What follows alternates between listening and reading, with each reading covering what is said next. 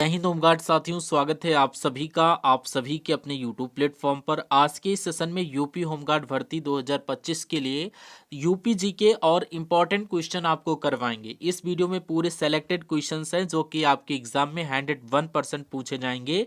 यहाँ पर आपको एक काम करना है, इस सेशन को लास्ट तक वॉच कर लेना है और यहाँ पर अपना स्कोर कार्ड जरूर देना है कि 30 क्वेश्चन में से कितने क्वेश्चन आपके सही होते हैं। ये क्लास एक्सप्लेनेशन की रहेगी तो आपको एक भी क्वेश्चन छोड़ना नहीं है, विद डिटेल के साथ पढ़ते हुए चलना है और प्रत्येक क्वेश्चन का राइट आंसर आपको हमारे साथ कमेंट बॉक्स में देते हुए चलना है। तभी आपको इस सेशन को वॉच करने का फायदा है, क्योंकि प्रत्येक क्वेश्चन आपके लिए वेरी मोस्ट इंपॉर्टेंट है और आपके एग्जाम में 101% पूछे जाने की संभावना रहती है।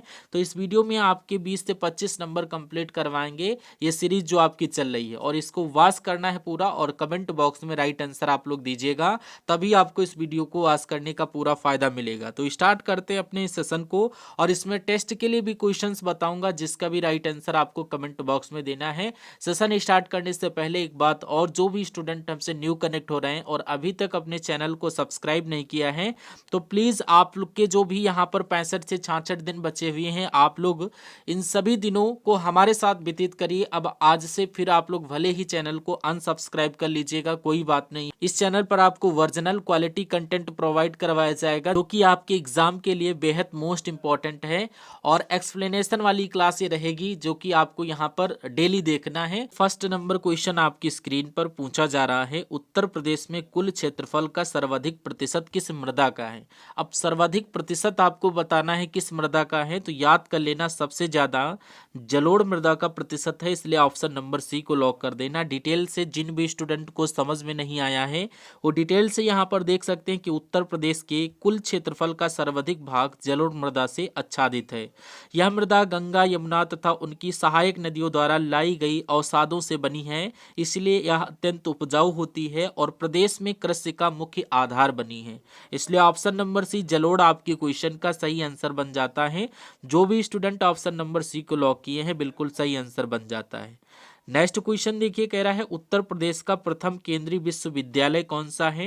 तो अगर यहाँ पर प्रथम केंद्रीय विश्वविद्यालय की बात की जाए अपने यूपी की, तो आपको बनारस हिंदू विश्वविद्यालय याद कर लेना है। इसको शॉर्ट फॉर्म में हम लोग बीएचयू बोल देते हैं। डिटेल में देखिए, उत्तर प्रदेश का प्रथम केंद्रीय विश्वविद्यालय बनारस हिंदू विश्वविद्यालय माना जाता है। इसकी स्थापना 1916 में पंडित मदन मोहन मालवीय द्वारा की गई थी। यह भारत के प्राचीनतम एवं प्रतिष्ठित केंद्रीय विश्वविद्यालयों में से एक है, इसलिए राइट आंसर आपका बनारस हिंदू विश्वविद्यालय बन जाता है। ठीक है, नेक्स्ट क्वेश्चन देखिए, उत्तर प्रदेश में प्राथमिक शिक्षा निर्देशालय का गठन किस वर्ष और कहां हुआ था। तो अगर ये क्वेश्चन आपके एग्जाम में आ जाए तो आप लोग किस ऑप्शन को राइट करोगे, यह आपको बता देना है। 1972 प्रयागराज में हुआ था, ऑप्शन नंबर बी बिल्कुल सही आंसर बन जाता है। यहाँ पर आप लोग देख सकते हैं उत्तर प्रदेश में प्राथमिक शिक्षा निर्देशालय, वर्तमान में बेसिक शिक्षा निर्देशालय का गठन 1972 ईस्वी में प्रयागराज, जो कि तत्कालीन इलाहाबाद में किया गया था। यह निर्देशालय राज्य में प्राथमिक एवं उच्च प्राथमिक शिक्षा के प्रशासन, संचालन और विकास के लिए उत्तरदायी है, इसलिए ऑप्शन नंबर बी आपके क्वेश्चन का बिल्कुल सही आंसर बन जाता है। नेक्स्ट क्वेश्चन देखिए, उत्तर प्रदेश का सर्वोच्च खेल पुरस्कार पुरुषों के लिए कौन सा है। अगर सर्वोच्च खेल पुरस्कार की बात किया जाए तो आपको लक्ष्मण पुरस्कार याद कर लेना है। पुरुषों के लिए लक्ष्मण पुरस्कार मिलता है। ये क्वेश्चन रिपीटेड है, मैंने आपको कई बार करवाया है।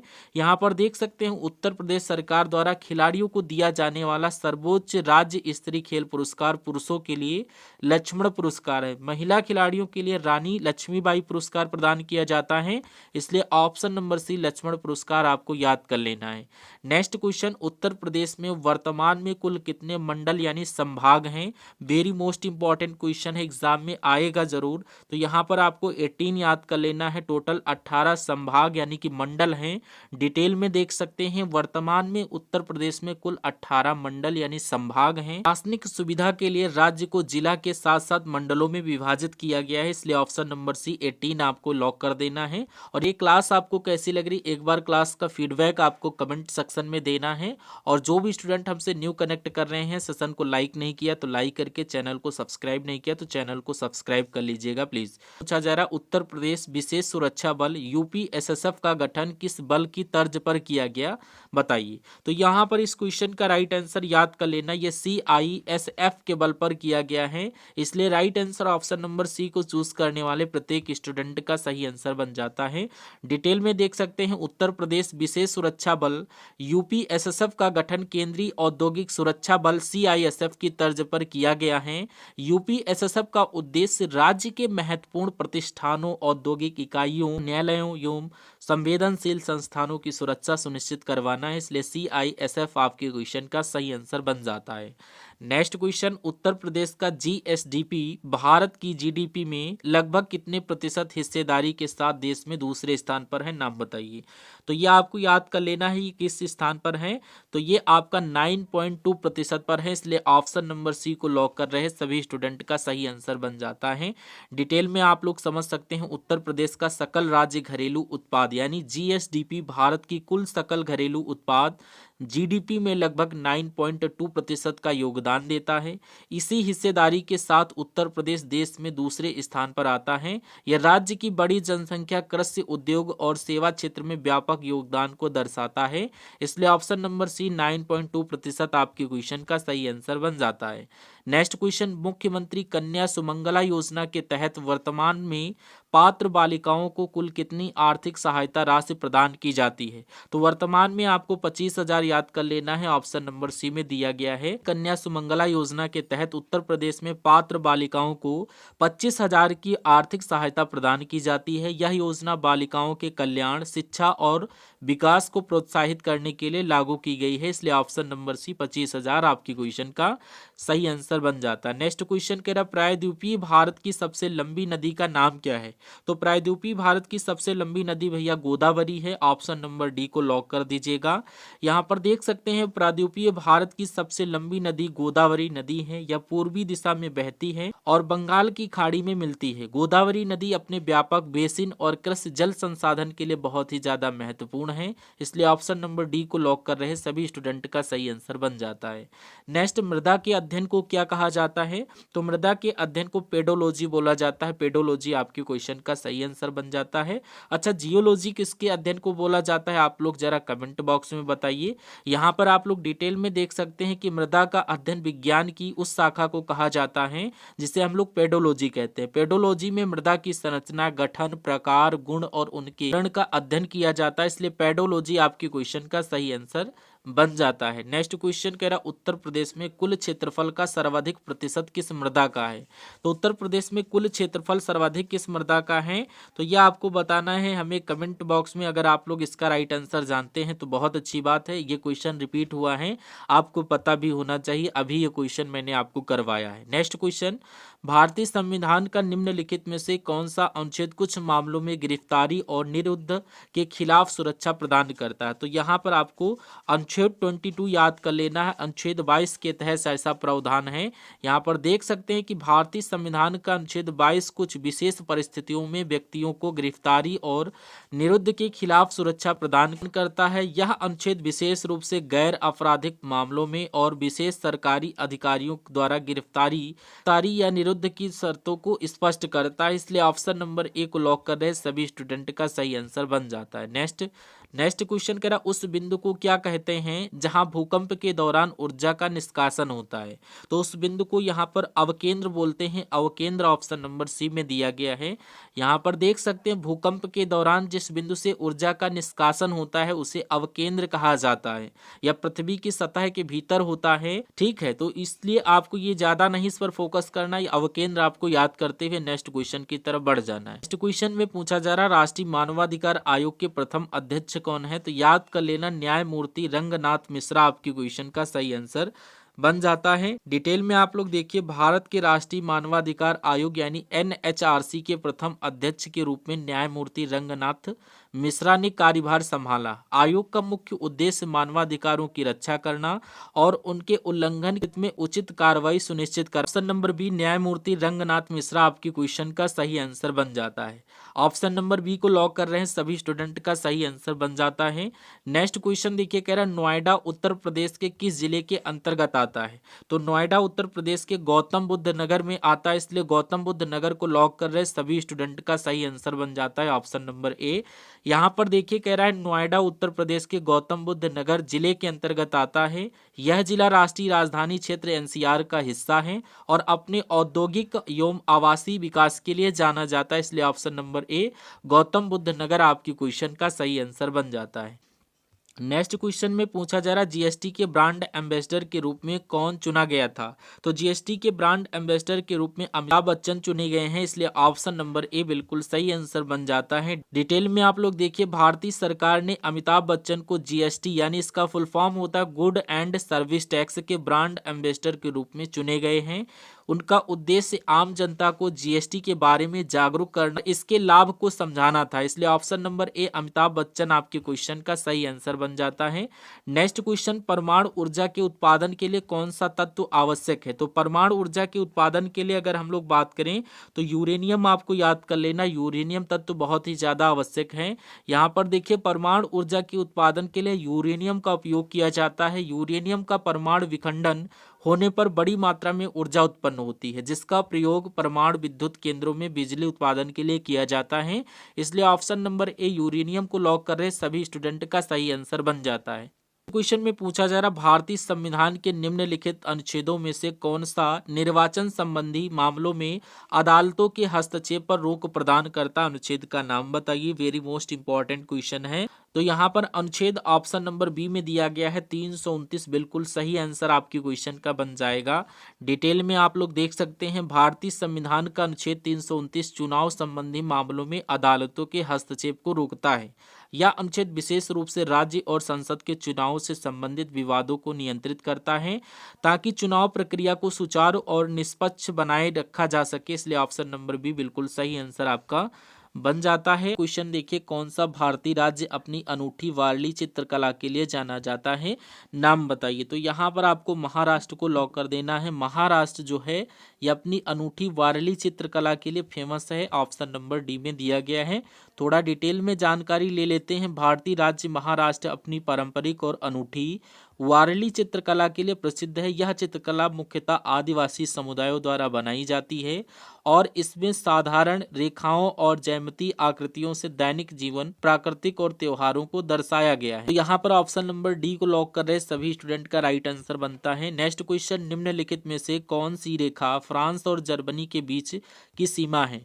तो अगर इस रेखा की बात की जाए तो यहाँ पर सिंगफ्रीड लाइन आपके क्वेश्चन का बिल्कुल सही आंसर बन जाता है। सिंगफ्रीड लाइन ऑप्शन नंबर बी में दिया गया है। यहाँ पर डिटेल में देख सकते हैं, सिंगफ्रीड लाइन फ्रांस और जर्मनी के बीच की सीमा पर निर्मित एक रक्षा पंक्ति थी। यह द्वितीय विश्व युद्ध के दौरान जर्मनी द्वारा बनाई गई थी, पश्चिमी मोर्चे पर संभावित हमलों से रक्षा किया जा सके, इसलिए ऑप्शन नंबर बी बिल्कुल सही आंसर बन जाता है। नेक्स्ट क्वेश्चन, डीआरडीओ का सर्वत्र क्या है। तो डीआरडीओ का सर्वत्र अगर आपसे पूछा जाए तो आपको याद कर लेना मोबाइल सेतु निर्माण प्रणाली सुविधा, ये डीआरडीओ का सर्वत्र है। सर्वत्र का मतलब जो भी स्टूडेंट नहीं समझ पा रहे हैं तो यहाँ पर देखिए, डीआरडीओ का सर्वत्र एक मोबाइल सेतु निर्माण प्रणाली सुविधा है। इसका उद्देश्य कठिन भौगोलिक परिस्थितियों में तुरंत और अस्थायी संचार नेटवर्क स्थापित करना, ताकि आपातकालीन और दूर संचार आवश्यकताओं को पूरा किया जा सके, इसलिए आपको मोबाइल सेतु निर्माण प्रणाली सुविधा बिल्कुल सही आंसर लॉक कर देना है। नेक्स्ट, गोलाकार दर्पण की परावर्तक सतह के केंद्र को क्या कहा जाता है। वेरी मोस्ट इंपॉर्टेंट क्वेश्चन है। तो गोलाकार दर्पण के परावर्तक सतह के केंद्र को हम लोग ध्रुव बोलते हैं, ऑप्शन नंबर सी में दिया गया है। आप लोग देख सकते हैं कि गोलाकार दर्पण की परावर्तक सतह का ध्रुव यानी पोल वह बिंदु होता है जो दर्पण की सतह के केंद्र पर स्थित होता है। इसे दर्पण की सतह और मुख्य अक्ष के अध्ययन में एक महत्वपूर्ण संदर्भ बिंदु माना जाता है, इसलिए ऑप्शन नंबर सी ध्रुव आपके क्वेश्चन का सही आंसर बन जाता है। नेक्स्ट क्वेश्चन देखिए, जैविक हथियारों पर समझौता कन्वेंशन किस वर्ष में लागू किया गया था। तो जैविक हथियारों पर समझौता यानी कन्वेंशन ये 1975 में लागू किया गया था, ऑप्शन नंबर सी में दिया गया है। आप लोग देख सकते हैं जैविक हथियारों पर कन्वेंशन 1975 में लागू हुआ था। इस अंतर्राष्ट्रीय समझौते का उद्देश्य जैविक हथियारों का उत्पादन, भंडारण और उपयोग रोकना है और यह दुनिया भर में जैविक हथियारों के खिलाफ एक महत्वपूर्ण कानूनी ढांचा प्रदान करता है, इसलिए ऑप्शन नंबर सी 1975 आपके क्वेश्चन का सही आंसर बन जाता है। नेक्स्ट क्वेश्चन में पूछा जा रहा है, राज्य लोक सेवा आयोग के अध्यक्ष और अन्य सदस्यों की नियुक्ति कौन करता है। नाम बताइए। तो यहाँ पर ये राज्य के राज्यपाल के द्वारा की जाती है। ऑप्शन नंबर डी आपको लॉक कर देना है।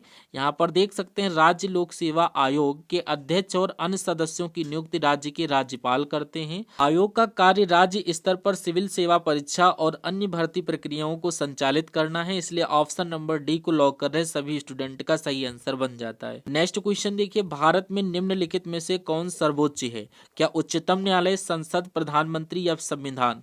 तो यहाँ पर आपको क्या लॉक करना है? संविधान जो है ये सबसे सर्वोच्च स्तर पर है, इसलिए ऑप्शन नंबर डी बिल्कुल सही आंसर बन जाता है।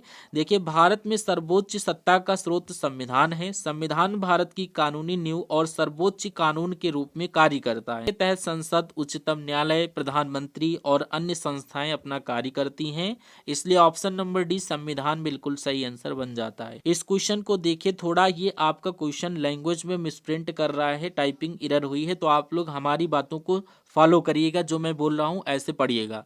क्वेश्चन में कह रहा है में किस प्रसिद्ध भारतीय द्वारा शीर्ष कृषि खाद्य अग्रणी के सेफ को वर्ल्ड फूड प्राइज फाउंडेशन के रूप में सम्मानित किया गया है?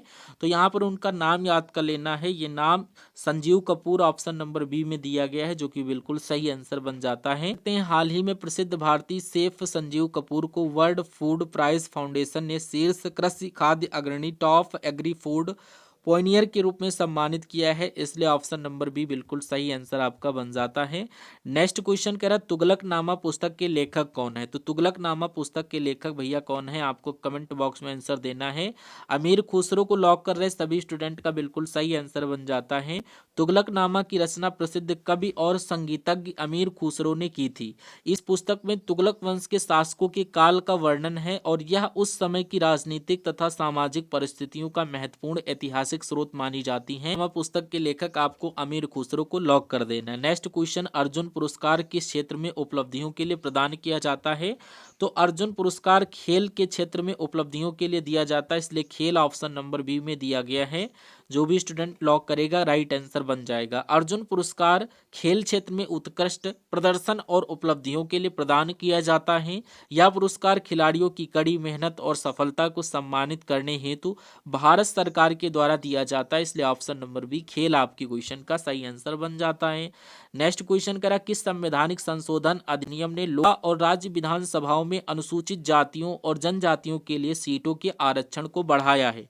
तो यहाँ पर 49वां संशोधन आपको याद कर लेना, ऑप्शन नंबर ए में दिया गया है। यहाँ पर आप लोग देखिए 69वां संशोधन अधिनियम ने भारत के संविधान में बदलाव कर लोकसभा और राज्य विधानसभाओं में अनुसूचित जातियों और जनजातियों के लिए आरक्षित सीटों की अवधि को बढ़ाया। यह संशोधन आरक्षण की अवधि को संविधान के प्रारंभिक प्रावधानों के अनुसार आगे बढ़ाने के लिए किया गया है, इसलिए ऑप्शन नंबर ए को लॉक कर रहे सभी स्टूडेंट का राइट आंसर बन जाता है। नेक्स्ट क्वेश्चन, उत्तर प्रदेश में कोयला मुख्यतः किस क्षेत्र में पाया जाता है? तो कोयले की बात करें तो आपको सिंगरौली क्षेत्र याद कर लेना, ऑप्शन नंबर सी बिल्कुल सही आंसर बन जाता है। सिंगरौली क्षेत्र में कोयला बहुत अधिक पाया जाता है। डिटेल में देख सकते हैं उत्तर प्रदेश में कोयला मुख्य रूप से सिंगरौली क्षेत्र में पाया जाता है। यह क्षेत्र राज्य के दक्षिण पूर्वी हिस्से में स्थित है और यहाँ कोयला खनन उद्योग का प्रमुख केंद्र है, इसलिए right answer option number C को लॉक कर रहे सभी स्टूडेंट का राइट आंसर बनता है। नेक्स्ट क्वेश्चन, उत्तर प्रदेश के किस जिले में यूरेनियम के सीमित भंडार की खोज की गई है? याद करिए, तो यूरेनियम के सीमित भंडार की खोज ललितपुर में की गई है, ऑप्शन नंबर ए आपकी क्वेश्चन का सही आंसर बनता है। उत्तर प्रदेश के ललितपुर जिले में यूरेनियम के सीमित भंडार की खोज की गई है। यह खनिज क्षेत्र परमाणु ऊर्जा और औद्योगिक उपयोग के दृष्टिकोण से महत्वपूर्ण है, इसलिए ऑप्शन नंबर ए बिल्कुल सही आंसर बनता है। यहां पर देखिए नेक्स्ट क्वेश्चन कह रहा भातखंडे संगीत संस्थान भारत को डीम्ड यूनिवर्सिटी का दर्जा कब दिया गया है? वेरी मोस्ट इंपॉर्टेंट क्वेश्चन है। क्वेश्चन की लैंग्वेज थोड़ा टिपिकल है बट आप लोग समझने की कोशिश करिएगा। ये याद कर लेना 2001 में इसको दर्जा दिया गया था यूनिवर्सिटी के रूप में। डिटेल में देखिए, भातखंडे संगीत संस्थान लखनऊ को 2001 में डीम्ड विश्वविद्यालय का दर्जा दिया गया। शास्त्रीय संगीत के अध्ययन जादूगर के नाम से विश्व प्रसिद्ध मेजर ध्यानचंद्र का जन्म उत्तर प्रदेश के किस जिले में हुआ? नाम बताइए। वेरी मोस्ट इंपॉर्टेंट क्वेश्चन है, एग्जाम में आएगा जरूर, याद कर लेना। ये प्रयागराज से संबंधित है, प्रयागराज में इनका हुआ था जन्म। डिटेल में देखिए, विश्व प्रसिद्ध हॉकी खिलाड़ी मेजर ध्यानचंद्र जिन्हीं के जादूगर कहा जाता है का जन्म उत्तर प्रदेश के प्रयागराज जिले में हुआ था। उन्होंने भारत को हॉकी प्रतियोगिताओं में स्वर्ण पदक दिलाए हैं, इसलिए option number C correct answer आपका बन जाता है। नेक्स्ट क्वेश्चन, आज के सेशन का अंतिम क्वेश्चन आपकी स्क्रीन पर, इसका राइट आंसर आपको कमेंट बॉक्स में देना है। क्वेश्चन को ध्यान से पढ़िए। कह रहा उत्तर प्रदेश का नवीनतम 18वां मंडल कौन सा है, नाम बताइए। तो 18वां मंडल की बात किया जाए, बस्ती, चित्रकूट, धाम या मिर्जापुर, अलीगढ़। यहाँ पर आपको राइट आंसर कमेंट बॉक्स में देना है। देखते हैं कितने स्टूडेंट आज के इस सेशन को वॉच किए एंड तक और इस क्वेश्चन का राइट आंसर कमेंट बॉक्स में कर रहे हैं। क्लास कैसी लगी, क्लास के बारे में 2 शब्द आपको लिखना है और फीडबैक जरूर देना है। हम सभी लोग मिलते हैं नेक्स्ट सेशन में, तब तक के लिए जय Hind. Thank you for watching this session.